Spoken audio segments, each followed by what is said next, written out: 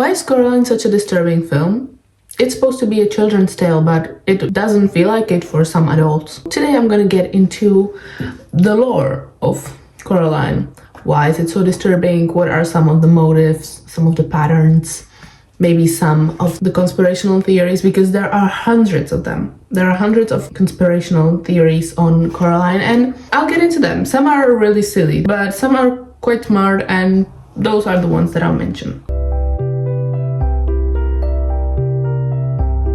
Hi everyone, it's Amelie and welcome to this video.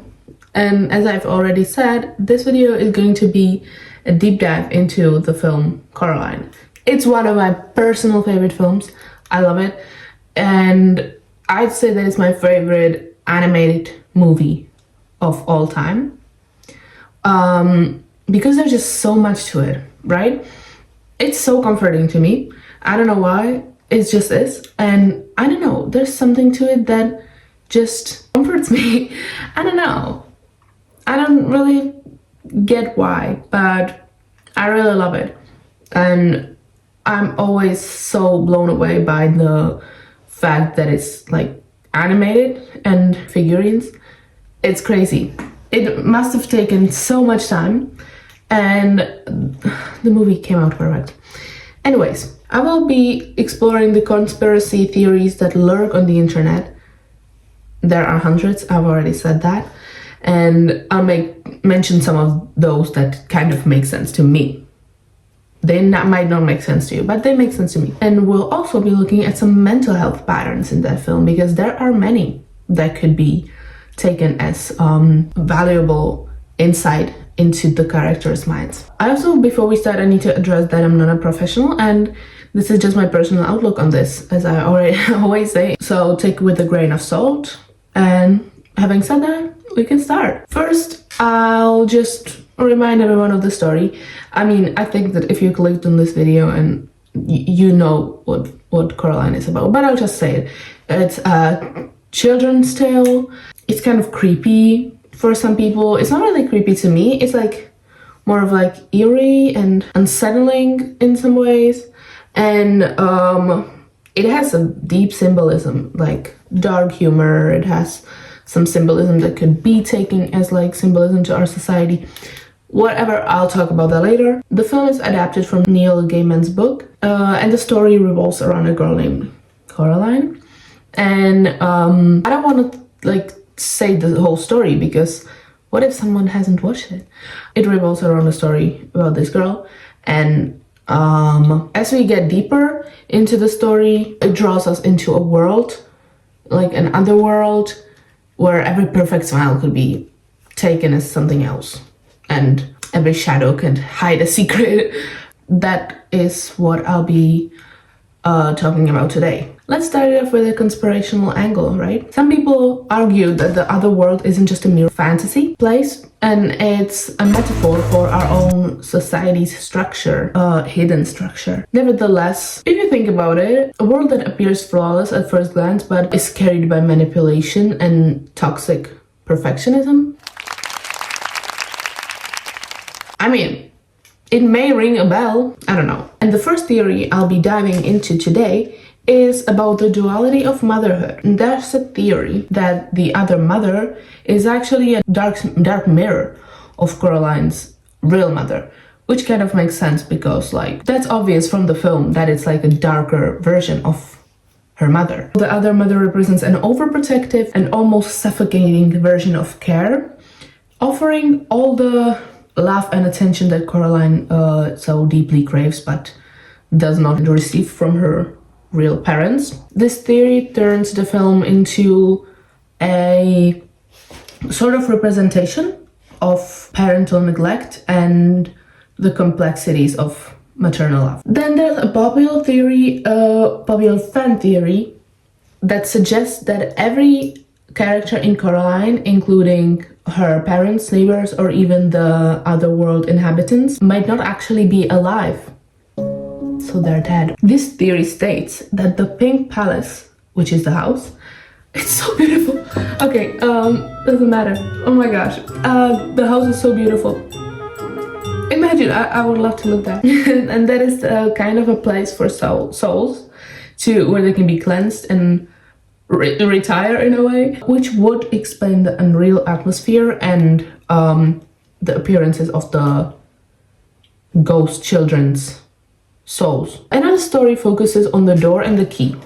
This is one of my favorite theories because it just makes sense, right? Some fans argue that the secret door might not be the only portal to the other world, which is sort of obvious, right? But as we get deeper into this theory, that given that the cat so effortlessly travels between the two worlds without having to go through the door, the theory is about the fact that the other mother might be able to access both of the worlds still, even control them, meaning that Coraline's escape might only be temporary. This is a really cool take on the ending of the film, where we see her out of the world, out of the other world, but who knows, maybe it might not be forever. There is so much that could be unraveled. The last theory I will be mentioning is about the mental state of Coraline, which I don't know if it's a theory or it could be taken as like the mental health aspect as well, but it's more of a theory though. Some people propose that Coraline's journey to the other world is not just a mere adventure, but it could be a hallucination or a dissociative episode that happens to be triggered by childhood neglect. According to one analysis on psychologytoday.com, her experience might even hint at early schizophrenia-like symptoms, with the perfect alternate reality that could be representing her mind's way of coping with trauma. But again, these are all just theories and that I find interesting, so please don't take my word for any of this. Next up, let's talk mental health, shall we?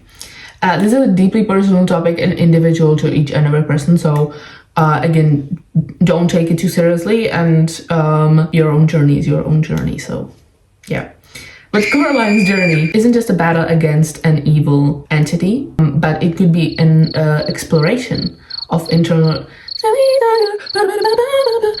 That's the song from that. It's called Exploration.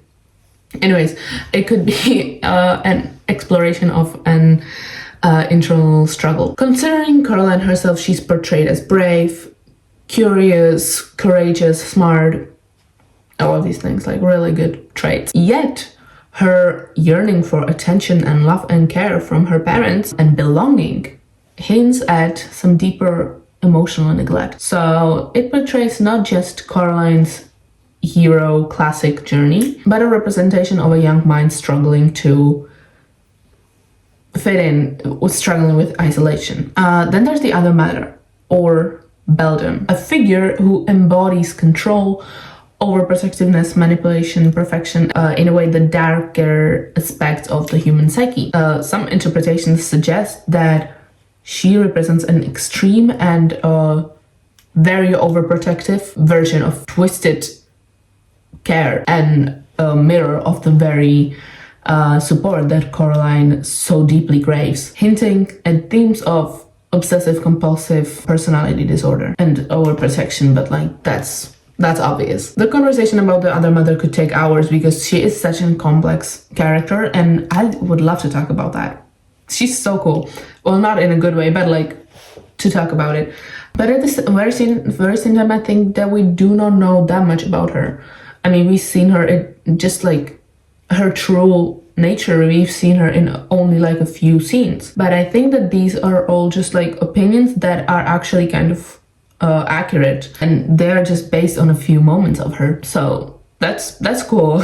When you stack these layers together, Coraline becomes a deeply varied narrative. The conspiracy theories guide us to question external forces of who's really pulling the strings. I don't know.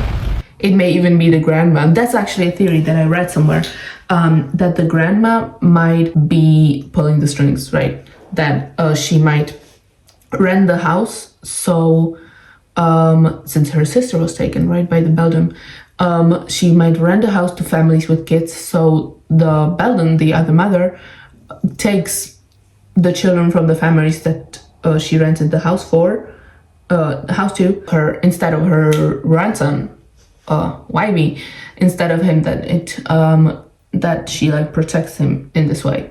I don't know.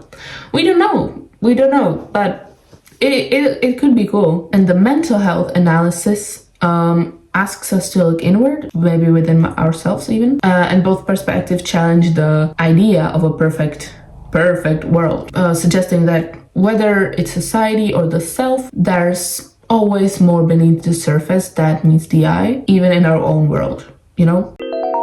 So whether you're here for the conspiracy theories or some of the psychological aspects of this video, or just a fresh, well, I don't know if fresh, but perspective on a modern classic, because I think that this will be a classic. It already kind of is a classic. So it is insane to me that the film came out in 2009. It still has such a big fan base, and there's so many new theories and stuff like that, and aspects of the film that kind of unwrap some more information and stuff all the time. It's really cool. I really enjoyed that. Anyways, yeah, I hope this video gave you some insight or some thoughts or reflection, whether if it's the other world as a metaphor for societal control and standards, or does it reflect our own struggles that we all face? Who knows? Make of that what you will. Thank you so much for hanging out with me today and tuning in, and maybe check out some of my other videos on this channel. I already have a few, and yeah, I hope you enjoyed it, and I know I did. So see ya.